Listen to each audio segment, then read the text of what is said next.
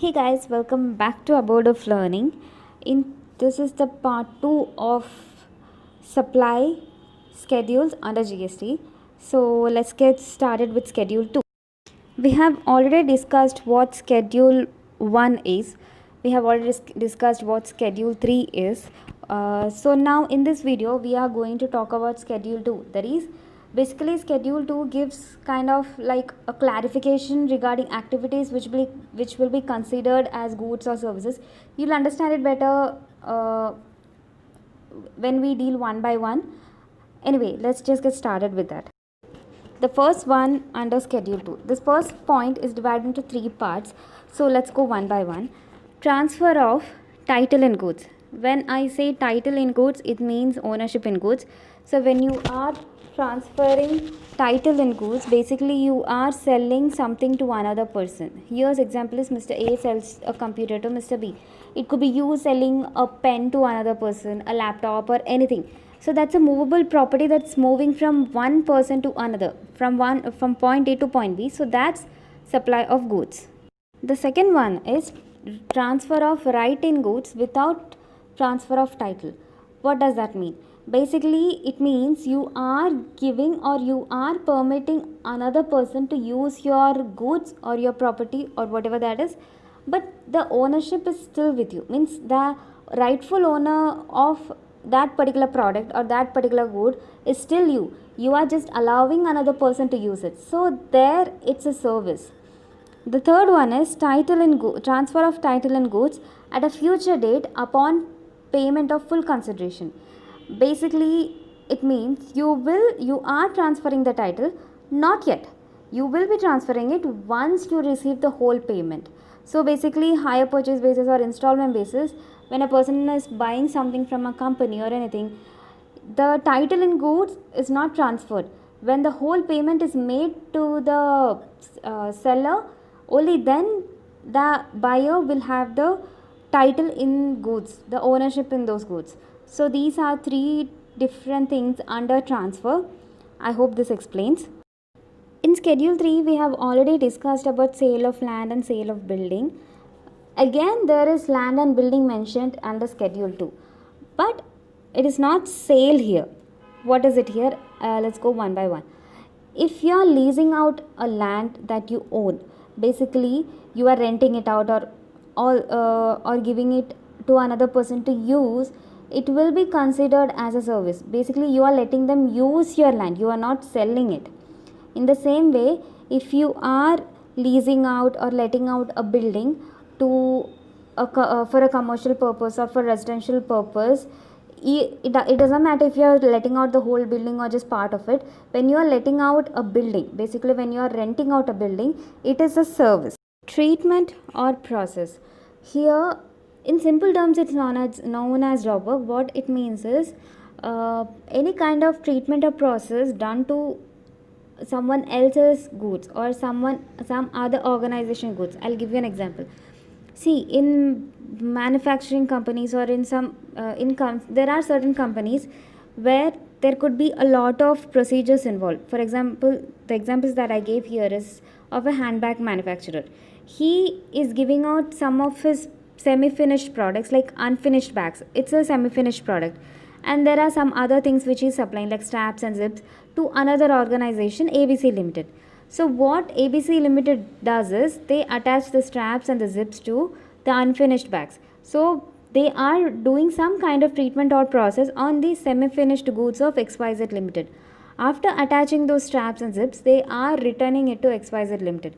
So ABC Limited is not selling in its name or something like that, it's returning it. So this thing that they are doing, the process or the treatment that they are doing to XYZ Limited's products is known as job work. I hope this explains or you guys understood it.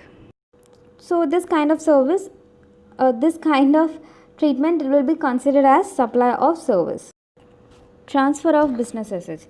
Business assets means the products or the assets which a company owns, which is used for its business or which is used in the course of its business, is known as business assets. There are 3 cases to understand this. Case 1.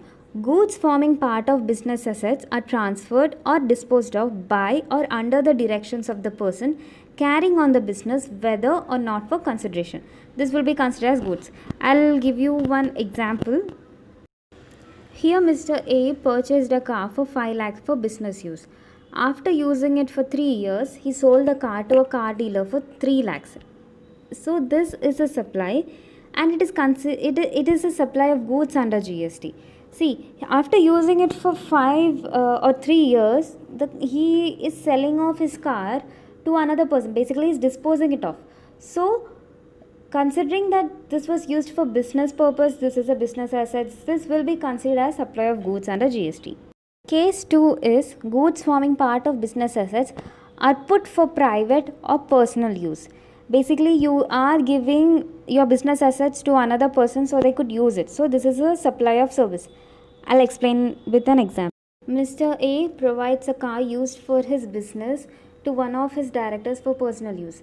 20,000 is charged for usage of the same by Mr. A. Is it a supply? Yes, it is a supply.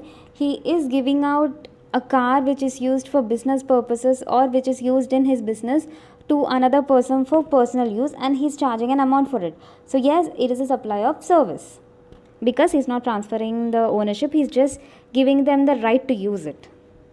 The third one is goods forming part of business assets carried on by a person who ceases to be a taxable person will be considered as deemed supply by him in the course of business. This will be considered as goods. I'll explain what that means. So a person who was a taxable person, he is disposing it of a business asset which was part of his business. Then this will be considered as a supply which is done in the course of his business. I'll explain it with an example. Example is Mr. A is winding up his business. The material available with Mr. A as closing stock is worth 1 lakh. Is it a supply? See, this stock he's selling off to another person, or when he's winding up his business, basically he's closing out his business, right? This will be considered a supply of goods. But there are certain exceptions to this. This business, if it is transferred as an ongoing concern to another person, he is selling this business to another person and that person is going to carry on that business, then this won't be considered as supply of goods. If it is carried on by a personal representative who is deemed to be a taxable person, then no, this won't be considered as supply of goods. Supply of services. The next couple of things will be considered as supply of services. The first one is renting of immovable property. If it is used for residential purposes, then there is no GST leviable on it because it is exempted from GST.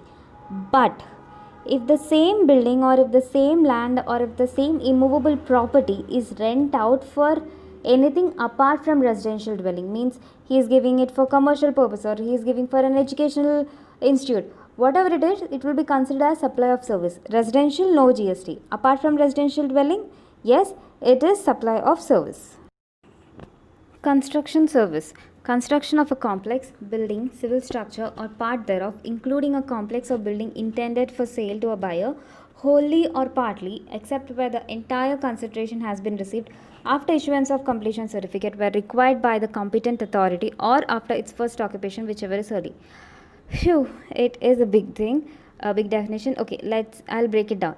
The example is, we know that when there are buildings, I have seen this happen and I know most of you have seen this happen. There is a building which is under construction.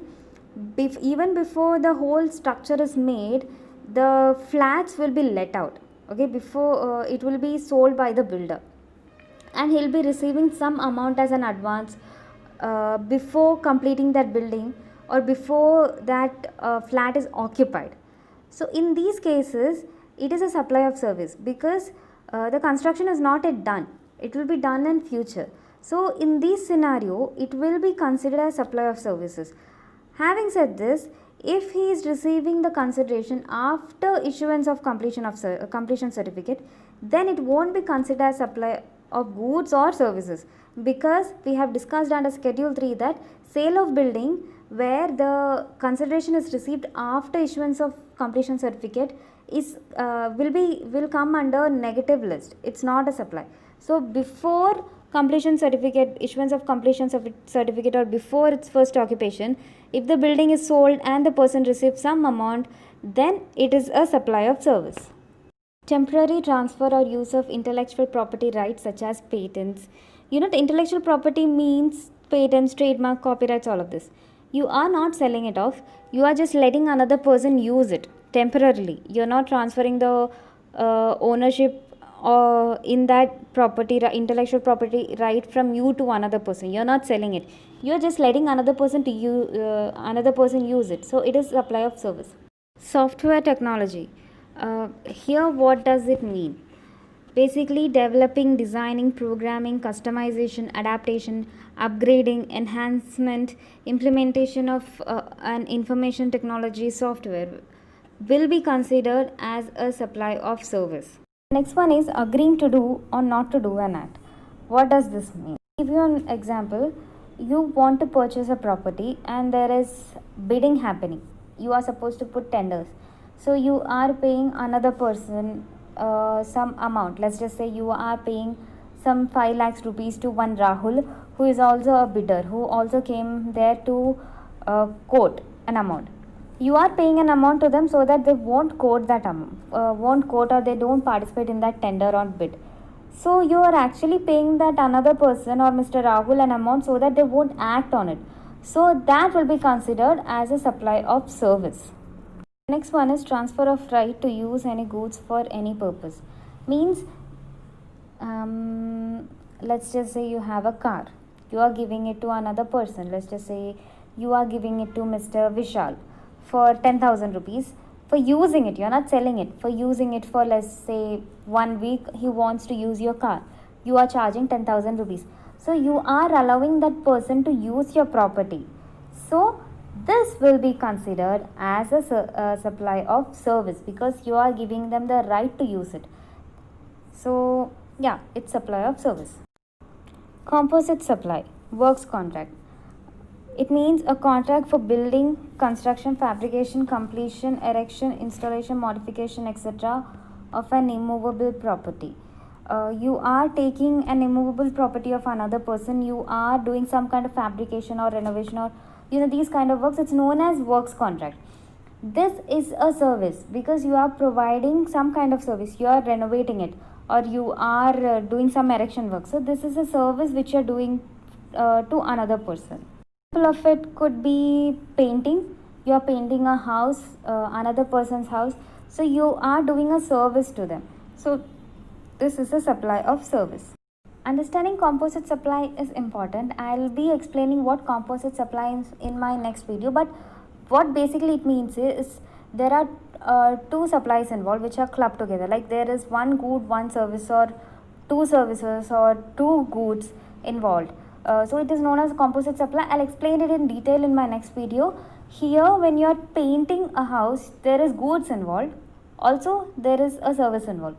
So this is considered as works contract, and it is that what works contract means. Next one is supply of goods or any other article for human consumption other than alcohol, liquor for human consumption. The example is, let's just say you are going to KFC. Okay, you're ordering some food. So they are providing you some food which will be considered as goods, but they are providing service, like they are bringing it to you. They are doing some kind of service there, right? So this is known as composite supply. So yes, this is a supply of service. Now the next supply of goods by AOP or BOI to its members for cash, deferred payment or other valuable consideration. So what does AOP or BOI stand for? Let's understand that first. AOP stands for Association of Persons. Basically, they come together for any mutual benefit or for a common purpose. And in AOP, it's not just individuals, but company can also be known as a person under AOP. Whereas in BOI, only individuals are there. Individuals come together with an intention to earn some income. So that's the difference and the similarity between both the two. So an AOP or BOI is selling or supplying some goods to its members, and that for supplying those goods they are charging some amount, or it is done in exchange of some money. Then it will be considered as supply of goods. That's it for the video, guys. I really hope I could help you out, or I could help you understand what Schedule 2 means under GST, or what all activities are known as supply of goods or services. I really hope I could help you out with it. Please share your feedback, your suggestions in the comments below. Like, share, and subscribe, and follow me on my socials. Links are in the description. See you next time.